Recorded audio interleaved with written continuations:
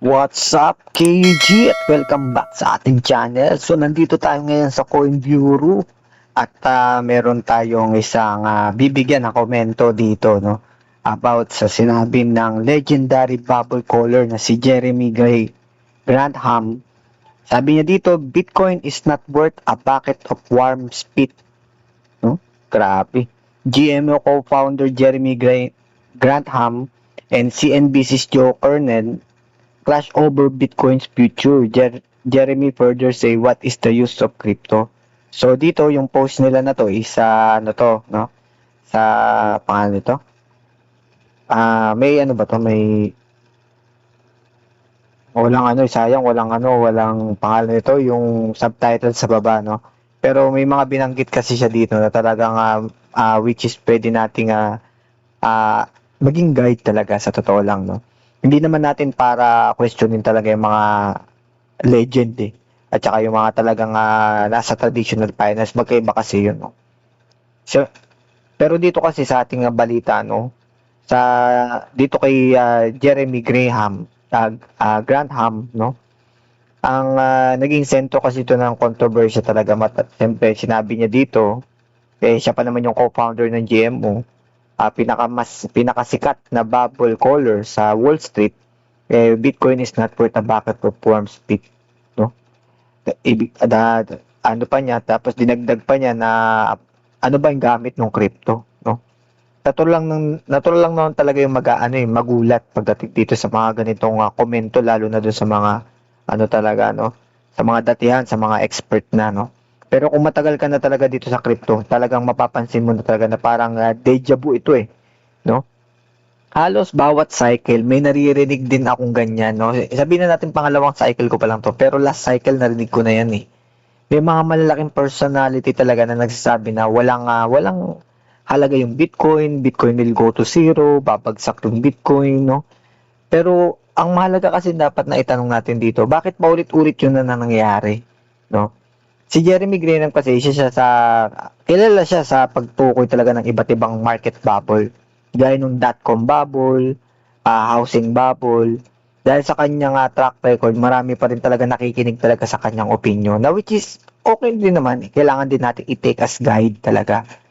Yung punto niya, simple lang. Wala daw intrinsic value ang Bitcoin.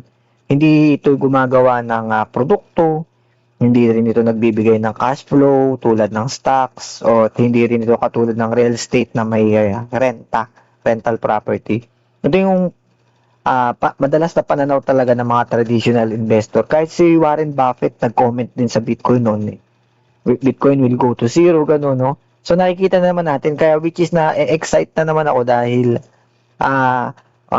ganito rin yung naging ang alam mo nawala lang, sa totoo lang guys, ang nawawala pa yung isang catalyst kung bakit hindi pa talaga lumalagapak ng sobrang Bitcoin, yung alay, no? Iniisip ko nga baka si Michael Saylor yung alay, no? Kasi si CC naging alay na yan last cycle, 'di ba? Naging alay dati naman si SPF, no? So nalaman na fraud yung kanyang exchange, talagang lumagapak talaga yung market, ganyan. So dito hindi ko alam kung si Michael Saylor ba ang alay, no? Kasi siya pinaka-mainit na mainit ngayon, no? Pero siyempre hindi naman natin alam, no? Yung una, nung nakaraan kasi Terra Luna muna, tapos sumunod yung FTX, collapse. Pagdating nun, yun na yun, bottom na yun. Tapos ilang buwan na puro ganun lang yung price. Talagang maiinip ka, parang pakiramdam mo, nag-aaksaya ka na lang ng panahon. Pero sa ngayon, wala pa ako nakikitang catalyst talaga na parang no? Pero itong katulad ng kagaya ng ginagawa ni Sir Jeremy, no? Ganito rin yung ginagawa nila Warren Buffett noon. So nagbabanggit talaga sila ng kahit naman si Donald Trump dati, skeptical yan sa crypto. Ayaw din niya. Nga lang nung nakaraan kasi nandyan din yung SEC. So medyo friendly sila ngayon. Pero ewan ko lang kung sino talaga magiging alay ngayon, no? Pagdating dito. Pero siyempre may war Baka yung war. Meron ding war din naman noon, no? Yung panahon na sabay-sabay yan Kagaya yung time, feeling ko yung timing ng war ng Ukraine dati, timing yun ng 2020 to 2023. Kung saan nakuha ng Bitcoin yung bottom niya Parang signal yun ng ganun. Parang ganun, no? Pero syempre, coincidence ba yun? Pero ibig sabihin, nandun na naman tayo sa ano eh. May naririnig na naman tayong mga ganito na Bitcoin is not worth a bucket of warm spit na ganito, di ba? Kaya nakakaano lang kasi nakita ko na to noon. Pero hindi ko pa sinasabing syempre parehas lang yung mangyayari. Pero at least kahit pa paano, ano ko eh, mas naiintindihan ko na yung pwedeng mangyari sa market. No? Ang pinupunto ko rin kasi nila dito, hindi naman kasi kailangan eh na magkaroon ng cash flow para magkaroon ng value yung isang yung isang bagay, no. Kunwari yung ginto, no. Wala rin kasi itong dividend o earnings, no. Pero libo-libong taon na itong ginagamit talaga bilang store of value dahil limitado lang yung supply nito. Yun naman na nagiging argumento ng mga Bitcoin supporters, no. May fixed supply kasi yung Bitcoin na 21 million coins, decentralized, hindi kontrolado ng kahit anong gobyerno o ng central bank. Kaya syempre, para sa nakararami, yung value nito ay nasa scarcity, security, at global accessibility. Kagaya ng gold. No? Kaya, ano yung mga dapat natin talagang matutunan dito, no? Bilang retail investor? Ang mahalaga dito ay huwag tayong basta mag-invest lang based lang sa opinion ng isang tao kahit gaano pa siya kasikat or no? May mga legendary investor na mali rin tungkol sa Bitcoin. Noong una, marami nagsasabi na imposible itong umabot ng $1,000. Pagkatapos sinabi, hindi rin naabot ng $10,000. Tapos, nung maabot yun, sinabi naman na kahit 100,000, no? Hindi rin naabot. Pero yun, lahat naman yun na-surpass ng Bitcoin. Ibig sabihin, pero yung may bias talaga ang bulls at bears pagdating sa mga ganitong bagay.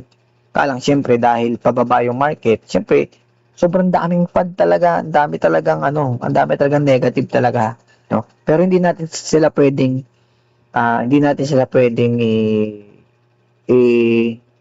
i-disregard. Bakit? Kasi yun yung pwede natin maging guide in the future eh. Yun yung pwede nating talaga. Mali mo, minsan kasi may mga balita na naibalita na pala last year, hindi lang napansin ng media.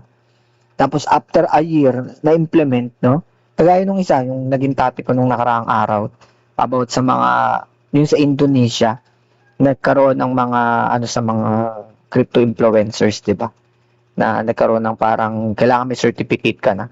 So ngayon parang wala-wala lang, 'di ba? Na ganyan. Pero once na implement na 'yon dito sa bansa at hindi ka ready, yari ka. So ganoon din sa crypto. Baka mamaya meron na palang sinasabi na tungkol dito. Kagaya niyan, ewan ko yung balita sa XRP na okay na yung kaso niya. Sino nakakaalam na tapos na yung kaso? 'Di ba? Kasi hindi siya talagang na masyado na mainstream eh. Bakit? Kasi hindi naman ganun naging kasikat na yung yung crypto ng mga nakaraan. Walang interest yung mga tao para malaman. Pero hanggat may mga ganung klaseng kasing mga balita na pwedeng magkaroon ng effect talaga in the future. Kagaya ng Clarity Act, yung 2021 to na pag-usapan at saka yung Bitcoin Research, saka yung ETF. Talagang magbo-boom talaga ang crypto market eh. Pero still, dahil wala nga interest, mababa ang interest ng mga tao pagdating sa crypto. So, naiintindihan naman natin yun. No? Pero kailangan kasi may kung ikaw is decided talaga dito sa crypto market at talagang mag-i-invest ka, kailangan inaaral mo rin yung mga ganong cycle, yung mga ganitong mga senaryo. Bakit? Kasi para rin naman ito sa para rin ito sa, kasi ang Bitcoin hindi naman nagbago ng fundamentals mula pa noon. Ganun pa rin ang fundamentals niya. Ang nababago sa kanya yung regulation, use case. No? Kaya kailangan na maging mapagmatsyag tayo, lalo na kung mag-i-invest tayo dito long term, hindi porket sinabing long term, bababayaan na natin. So maganda pa rin na nagkakaano tayo. Pero, yun nga, kung ikaw naman hindi ka naman nababother talaga, hindi ka naman talaga masyadong, sige, nilagay ko lang pera ko dyan, tapos sayaan mo na ako anong mangyari dyan. Okay ka. No? Pero syempre, huwag kang magugulat kung, kunyari, kung sa ibang token nangyari yun, huwag kang magugulat na talagang wala na pala, papunta na sa zero yun. Yung pala, nalaman mo, sarado na pala yung susuporta mong project. So, kailangan, ka pa rin? Aware ka pa rin. No? Tsaka, kahit naman kasi ganun ang gagawin mo na, bibili ka lang, tapos hayaan mo na yung noise. Ito kasing mga, balita na to, noise talaga ito. No, wala naman ito magiging wala naman itong magiging kasi kung mag-hold ka naman ng matagalan, long term ka naman, hindi naman to magiging kahit naman ng panahon tamo ng FTX collapse, di ba? wala rin naman, bumalik din naman sa dati yung ano ng presyo ng Bitcoin. 'Di ba? Yung Solana, mas nag-all-time high pa. 'Di ba? Kaya hindi mo rin masabi talaga kung ano yung mga pwedeng mangyari. Hindi rin talaga tayo sigurado. Kaya pero still, kahit na pang long term cut, wala ka naman pakialam sa mga noises na to. Kailangan, alam mo pa rin yung update about sa security, kagaya ng mga quantum computing. May pwede pa tayong magawa para maprotektahan yung sarili natin, no? Kasi hindi lang natin responsibility na pag-aralan o subaybayan yung mga tokens o yung mga crypto na binibili natin. Responsibility din natin yung safety ng ating mga pinaghirapan, no? So, bakit paulit-ulit yung mga ganitong comments, no, kada cycle dito sa Bitcoin, no? Kasi habang tumataas kasi yung presyo ng Bitcoin, sa totoo lang, itong malungkot na balita natin na nasa 60,000 ng Bitcoin, 2021, lahat nagpupugay niyan. Sobrang tuwan-tuwa talaga sila dahil all-time high. Pero ngayon itong 60,000, parang lungkot-lungkot na, parang end of the world na. Isipin mo yung all-time high noon na parang sobrang sigla ng buong market. Ngayon yung 60,000 is parang end of the world na, parang hindi naman end of the world pala. Parang end of Bitcoin na, going to zero na. Diba? Naranasan ko pa nga yung 15,000 na Bitcoin, na bumagsak ng 15,000 na Bitcoin. Kaya hindi ako nakabili doon, ha. Kasi ilang weeks lang ata siya doon. Tapos umangat na ulit, no? So ang average ko noon is nasa 22,000 yung Bitcoin na bili ko. Kaya hindi hindi ako nakabili sa 18, yun. Sa 18 lang ako nakabili. Yung 15, kinakabahan din ako noon. Kasi may nagsasabi ng top to 12K, 8K. So, hindi natin alam talaga, no? Kasi the more na tumataas talaga yung Bitcoin, yun nga, mas mataas yung media attention talaga na nakukuha niya, no? Tapos yung traditional finance kasi at saka crypto, talaga magkaiba yung pananaw niyan. Yung isa kasi naniniwala sa valuation gamit yung earning, yung isa naman naniniwala sa scarcity at network adoption, no? Yung controversial din na to is talaga nakakakuha talaga ng mga headlines ito pagdating sa mga lalo sa mga sa crypto market, no? Headline talaga ito syempre. Kaya nga ito, tingnan mo, napili ko rin siyang i-news sa inyo kasi para at least nalalaman natin yung ibang side of the picture. Siyempre, hindi lang dahil pro crypto tayo puro pro ang ating ibabalita. Kailangan din natin sabihin yung mga enemies ba tawag doon, o yung mga hindi hindi nag-agree pagdating, hindi pro, mga anti-crypto rin. Hindi ko rin alam kung anti-crypto siya, no? Hindi ko rin sigurado kasi mali mo, nagko-comment lang siya dyan about Bitcoin. Pero pagka bumagsak, kaya rin, bumabot na ng 30K, baka sumalok nito si Manong hindi natin alam. Diba? Pero, kapag sinabi kasi na yung controversial na kasi na to, yun talaga, yun nga, nakakakuha ng headline. Pero, kapag sinabi mong Bitcoin is worthless, talaga siguradong viral ka talaga niyan. Kaya hindi na talaga bago yung ganitong mga narrative. No? Tsaka isa pa, nakakapagdagdag ito talaga ng stress dun sa mga holder na magbenta na, no? Para makabili sila na masay.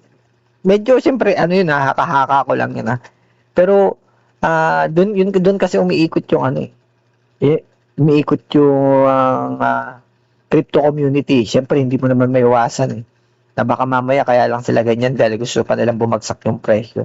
Kahit naman ako nasa team ibagsak pa rin ako. Pero yun nga, yun lang ang talaga nito, no? Yun ang reality, no? May malulugi dito para maging yung iba. At meron din naman na malulugi ka para maging din yung iba. No? So kailangan lang maging matalino lang tayo sa pagpili natin. No? Maaari nga sa susunod na bull market, sa susunod na bull run, pag nagtaasan lahat, yung mga bagong pasok naman, sila naman ang malulugi. At pwedeng tayo naman yung kumita. No? So, ganun talaga Mapangit pakinggan, di ba?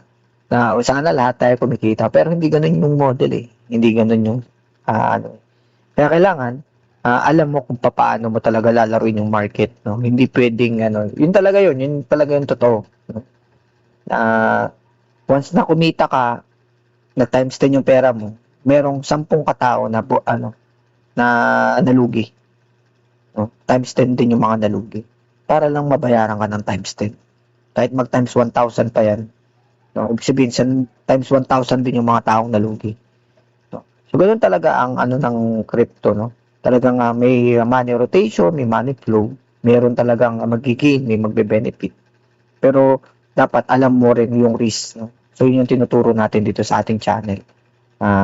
Para maging mas matalino tayo pagdating dito sa mga ganitong klase ng ganitong market, no? Sobrang hirap dito sa totoo lang, guys. Ilang taon na rin ako dito. Naranasan ko na rin yung up and down. Ang pinakamahirap sa akin, bull run. Ang pinakasisiw sa akin, bear market. Kasi sa bear market, kahit nakapikit ako, bibili ako ng bibili. Hindi na ako mag-iisip. Hindi kagaya pag bull run, grabe. First time ko maranasan yung bull run. Diba? Sabi ko nga sa inyo, may nag-times 10 ako na token, pero binenta ko pa sa times 4. Kumurot lang ako nung nag-times 10. Diba? Kaya ang hirap ng bull run. Sa totoo lang, mas mahirap yung bull run kaysa sa bear market. Sa bear market, napaka-komportable ko, relax ako, walang masyadong noise, wala yung mga hype. Hindi ka basta-basta hindi ka basta-basta mapo-FOMO. At kung long term ko tinitingnan, talagang wala kang kaba. Lalo na ako nakasanayan ko na buwan-buwan ako nabili ng crypto. Pwedeng Bitcoin, pwedeng ibang token, nag-DCA talaga ako. Nasanay na ako. Yung panahon ng kahit ng bull run, tuloy-tuloy pa rin ako ng pagbili. Grabe. At still, nagtitake profit naman ako sa ibang tokens ko. Pero yung mga hindi pa masyadong tumataas sa akin dati, na mga tokens, kagaya nung RON, AXS, SLP, di ba? Bumibili pa rin ako niyan dati. Pero hindi naman ganoon kalaki. No? Parang yung, siyempre, 500 lang din. No? Depende kung paano ko siya iipunin. No? Depende kung ano yung demand dun sa isang particular na. Pero after noon, maranasan ko yun. So, hindi kasi pwedeng gagawayahin ko ulit yun. Kasi, marami akong, may mga wins ako, marami akong wins, pero, marami rin akong losses. So, kailangan kong eliminate yung mga mali kong ginagawa at kailangan itama ako ngayon. At ang pinaka nakita ko na profitable pagdating dito, hindi, isa sa mga profitable, no, is Bitcoin first. Isusunod mo na yung mga altcoins pagkatapos. At kailangan tuloy-tuloy pa rin yung pag-aaral, no. Yun lang naman yun, no. So, dun sa tungkol sa opinion naman ni Sir Jeremy, no. So, magdidesisyon kung ano hindi naman yung opinion niya yung magdidesisyon kung tataas or bababa yung Bitcoin, no. Hindi rin opinion ng mga crypto influencers, no. Ang mas mahalaga kasi ay yung adoption, demand, regulation, institutional participation, at syempre kung paano ginagamit ng mundo yung technology na to, no. Kaya syempre bilang isang retail investor, huwag basta-basta magpapadala sa hype or sa FUD, no? Fear, uncertainty, and doubt. Mag-research, magkaroon ng sariling conviction, at syempre laging yung tatandaan na ang market kasi hindi yan nagbibigay ng price o premyo sa pinakamalakas yung opinion, pinakamagandang opinion, kundi sa tamang disiplina at tamang risk management, no? So, kayo, sa palagay nyo, tingin mo ba, ito na ba yon? Bitcoin is going to zero na ba? Makaka-rebound itong ating Bitcoin at babalik sa kanyang dating glory, no? Pero wag mo na rin sana para makapagbodega pa tayo ng syempre matagal-tagal pa, no? Kahit siguro mga 2 years na bear market, walang problema sa akin. No? Kahit basta wag mo nang tumaas sana, sa totoo lang. Kasi bitin pa tayo sa ating bodega. So yun lang, maraming salamat sa inyong lahat, sa ating mga supporters and subscribers. Thank you so much sa inyo mga ma'am, sir. At syempre, wag nyo kalimutan mag-like at mag-comment dito sa ating channel, no? So malaking tulong yan, lalo na para silip ng ating algorithm at ma-share naman ng ating mga sa mas maraming tao, no? So yun lang, no? Magkita-kita lang tayo sa arena. Game on!